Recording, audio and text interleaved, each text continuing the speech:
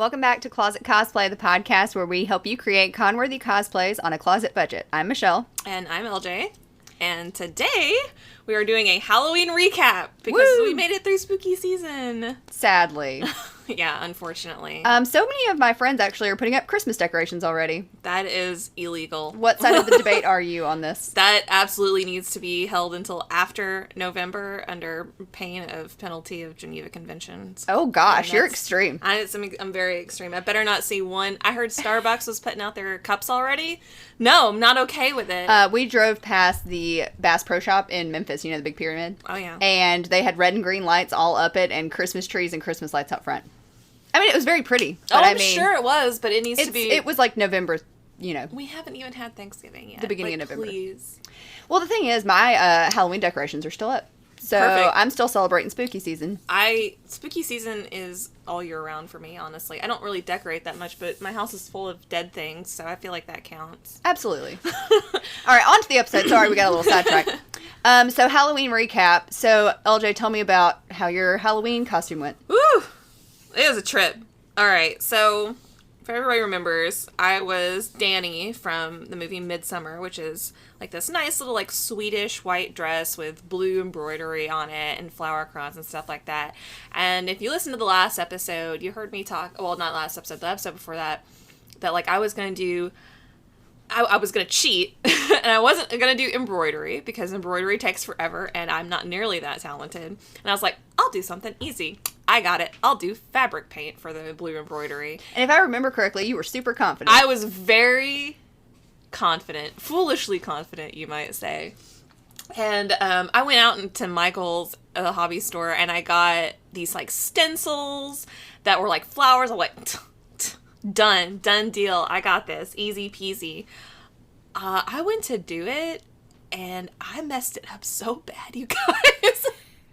I messed it up so bad. I apparently don't know how to use stencils. I don't know how to use fabric paint. I'm lucky I even got the jar of fabric paint opened at this point.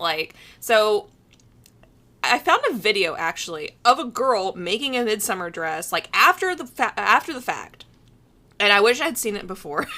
This is maybe a point to be like, you know what? If you are not familiar, even if you feel confident with using a particular like method or paint or craft, just see if somebody has done it out there so you can see it for yourself. Because, okay, here's what happened. I went to use the stencil, and I tried to paint across it like you would like anything else. And it didn't follow the stencil at all. It just bled out under it, which, yeah, in retrospect, makes a lot of sense. Of course that would happen. And so on this video, the way that the girl did it is she didn't like paint across it like you would do a stroke. She took like a wide bristle brush and she dabbed it over it. And so you're only hitting the parts that are exposed. And so you're not moving the stencil. None of the bristles are getting under the stencil. It's only going on top of the stencil. And it worked way better. I did not see this until after I had completely finished my apron, because you guys, I was going to do it on my dress. I did not do it on my dress. I only did the apron. I moved from using the fabric paint to using a fabric pen, which bled. Like, basically everything that could have gone wrong with my costume went wrong. And it ended up fine. And she says all this, but when she showed it to me, I was like, oh, that looks amazing. So this just shows you that LJ is so much of a perfectionist and very critical of her own work, because I thought it looked great. Which, I mean, it read. That was the most important part. And again, when I messed up my initial apron, I was like, oh my gosh, this looks terrible. And so I just like got rid of the stencil for that, and I just freehanded a lot of it, because it's like, it already wasn't following the lines of the stencil, so it wasn't going to work. So it's like, the best that I can do to try to salvage this is to freehand it. And it did take me, a couple hours to just do the apron, but, it read, and as we've said with, like, Halloween costumes, like, it's not that serious. Right. It's not like you're trying to make this, like, super refined, perfect final product. Like, honestly, like, when people came up to you and you're like, oh, Midsummer, I was like, she got across what she wanted to. That's great. I've never seen the movie, but I still thought it looked really great from the picture you'd shown me. Yeah. I was like, that's awesome. Like, I couldn't have done it.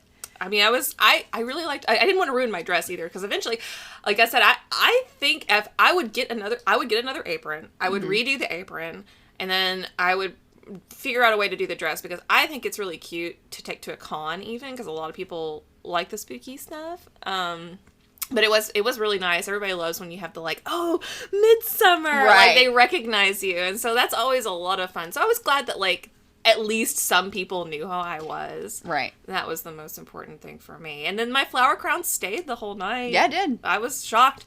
Bobby pins. Did you stack 2 flower crowns? Yes. Okay, so I liked that. Yeah, because the crowns in the movie, it's a lot of lush green, and they're big, and so it's like, I wanted that sort of feel. I didn't want it to just be like this little tiny crown. So I got 2, which, you know, that's just me being picky.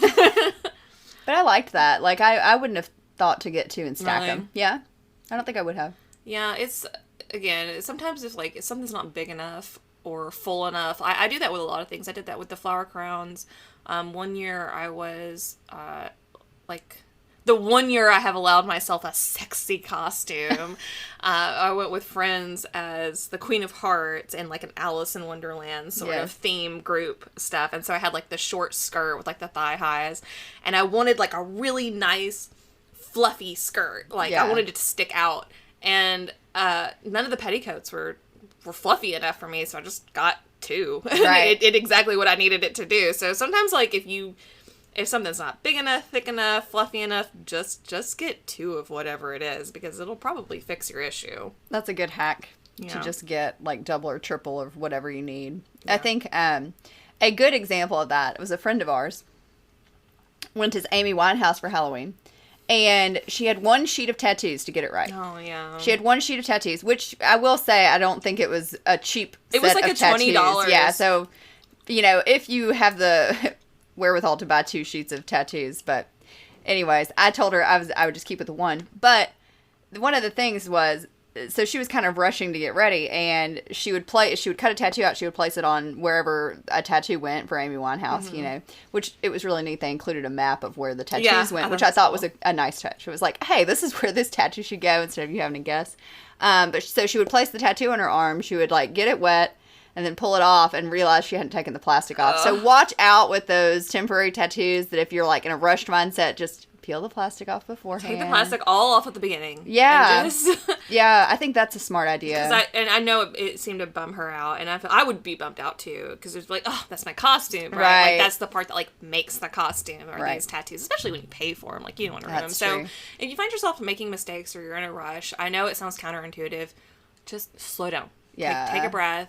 Slow down. Yeah. Think about it, because you don't want to, like, bum yourself out about. Well, and I think that's an interesting idea too, because I didn't even think of that. Like, I think she cut them all out individually. Mm-hmm. So I think if she had peeled the plastic off first of the sheet itself and then cut them, then you would have known, like, okay, it's all off, and you don't have to remember to peel the plastic off every time, because it's not going to hurt it to just sit there. No, you're doing it right off. then. It's not going to get, like, as long as you're just doing it, you know, immediately. So that is something to remember if you're doing any sort of, you know, temporary tattoos, or a particular kind of, like, style of and I know they do like little face stick jewels and stuff like that.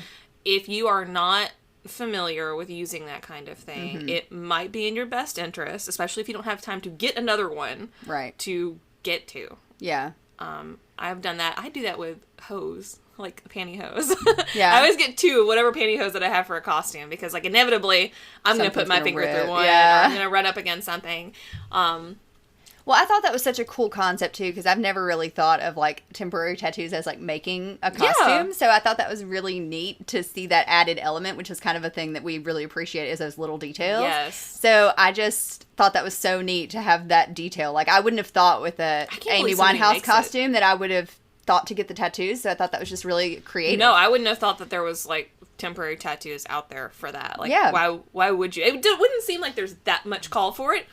Apparently. But apparently. Always look. You never know what people will do. Yeah, and I know we've said that before. It's like, even if you don't think something like that exists out there. You never know. Yeah. And then when you do think something exists, like a Black Santa costume, it's not going to exist. That's true. That's true. Like, sometimes people will surprise you with what they put out there, and they'll surprise you with what they don't put out there. Exactly. So, all right. Well, I guess we'll transition into my costume for the night. So my husband and I went as pirates. We went very general. My husband has always wanted a pirate costume for Ren fairs and stuff, so he just bit the bullet and did it this Halloween. And so I thought to myself, I was like, oh, I have stuff in my closet I can make a pirate costume with pretty easily. So the only things I ended up buying for the costume were a pirate hat and like a sword, like a pirate detailed, like a fake sword, just to add those details in. Mm-hmm. But I had every other piece of my costume. So what I did is I used a white Renaissance dress, which we both own. Yes. I think we got it off Amazon. Yeah, we have the same Amazon dress. It's just this Amazon dress. It's just a Renaissance style dress. Perfect for Ren fairs. Perfect for like these kind of general costumes like pirates that you would just change the accessories out. So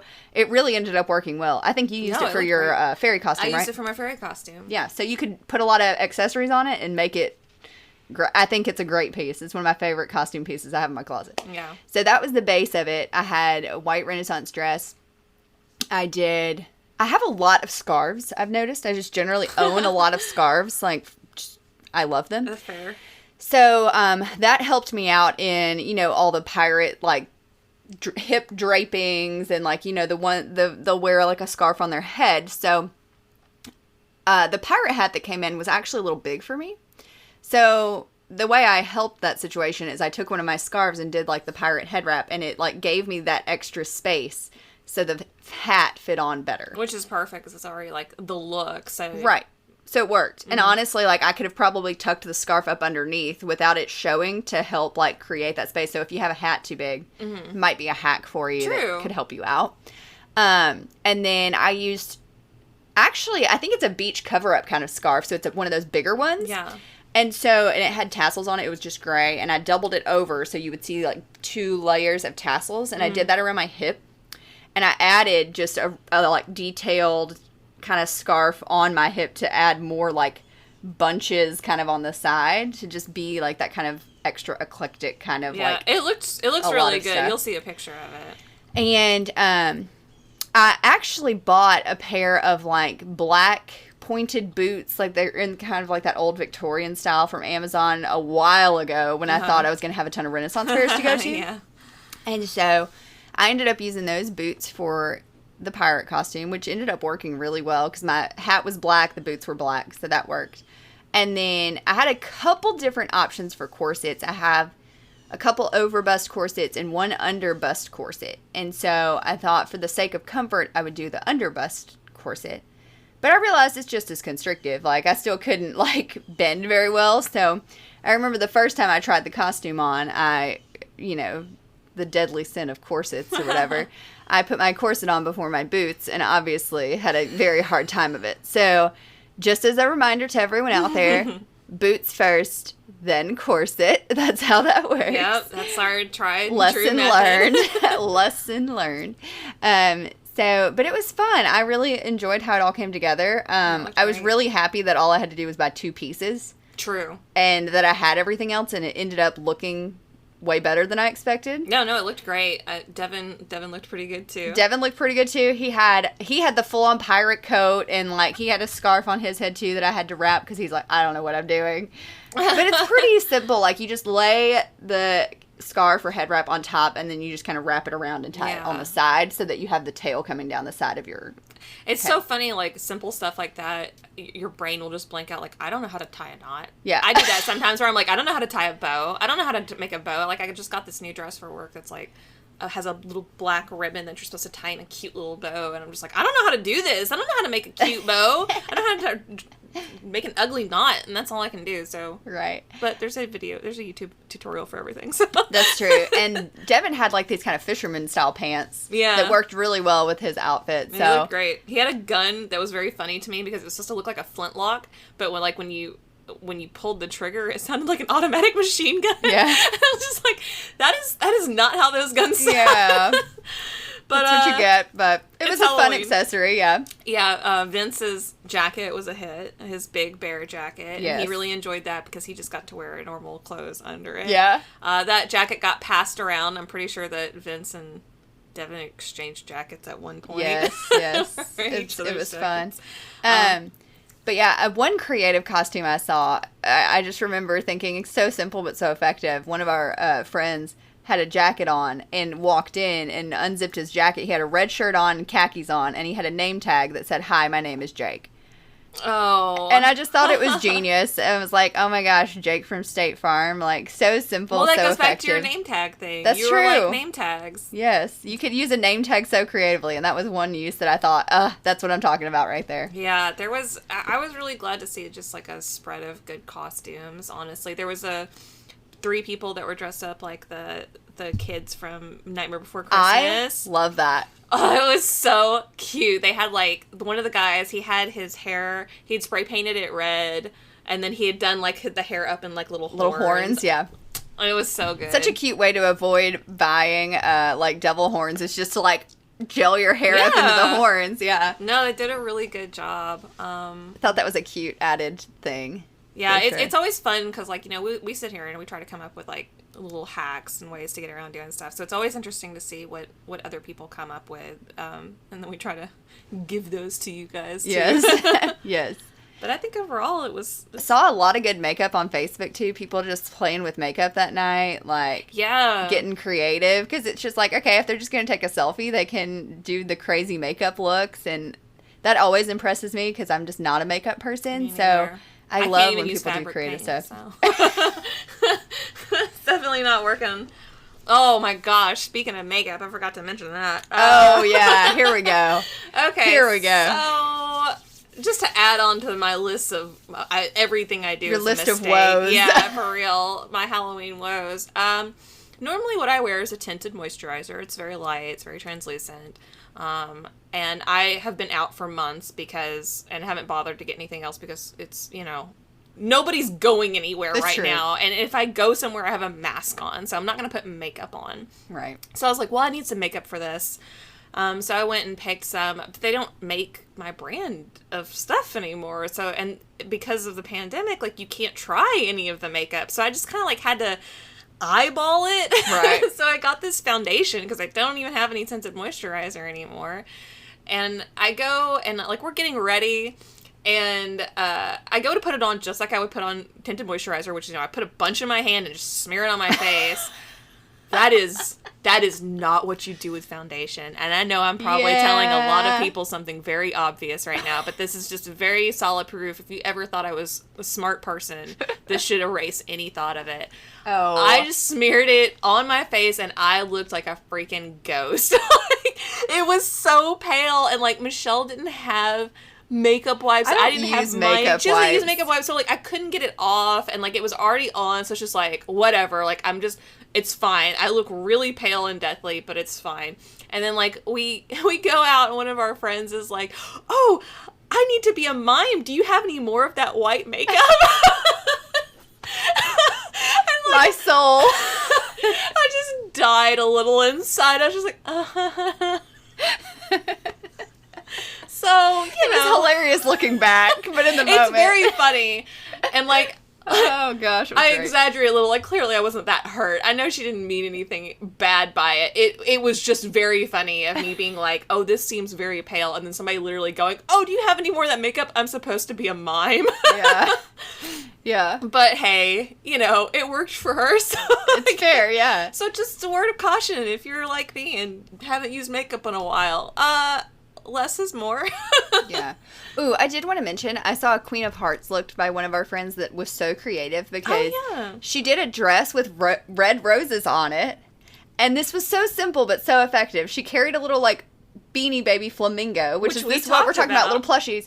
And then the perfect lip look, like just the heart on the lips. And I was like, it's like so simple and effective because you can do the crazy big Queen of Hearts, but that to me was like a casual, like more casual version that was so effective. Yeah, it was so cute to me. I loved that. And it was fun to see that, like, some people were actually, and not necessarily that they got the ideas from us, but like the name tag, the plushie, things that we had touched on and being like, hey, I see these as being really good options for costumes, and that other people that people are picking up on it, and it worked. Like, I immediately knew Queen of Hearts. Yes. Immediately knew Jake from State Farm. Yes. Like, those things really worked, so I was glad to see some of those things in action. Right. And in a way that, like, we didn't necessarily think of. Like, it was just a really cool display to see like, oh, hey, like that idea really did work. Like that was neat. It was. So. That's what I liked about it too. So, overall, I think despite everything, Halloween went pretty well. Pretty well. Yeah.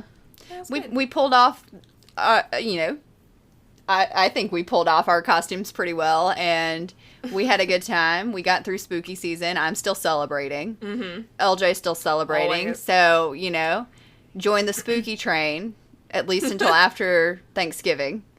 Or whatever. If you want to put your Christmas decorations up, I say go for it. Enjoy your joy. I'll judge a little.